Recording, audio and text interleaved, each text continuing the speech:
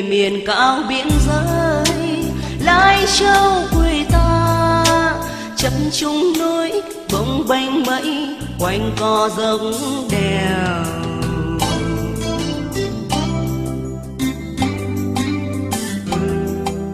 Xin về thăm quê em đẹp lắm người ơi, núi đao xin hô mà lù thang đường mới đẹp tương lai.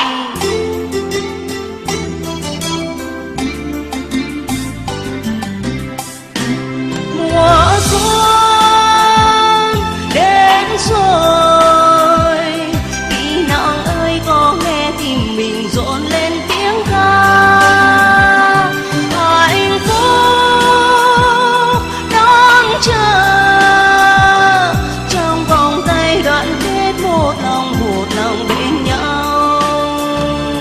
Người Thái này, người Hơ Mông cùng người Dao, người Giấy như một vườn hoa của núi rừng đại ngàn, là sức mạnh một lòng theo đảng đi lối.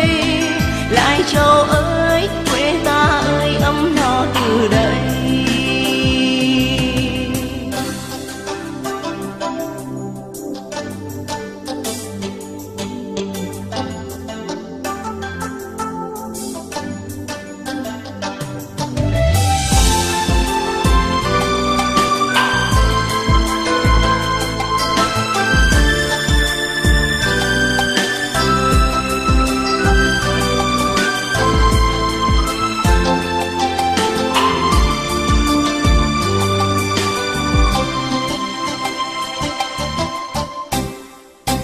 Nơi miền cao biên giới Lai Châu quê ta, chập trùng núi bồng bềnh mây quanh co dốc đèo.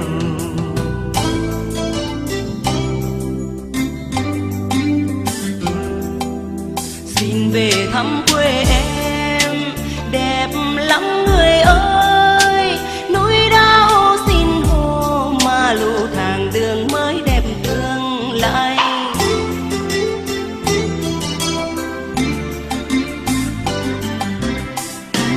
Mùa xuân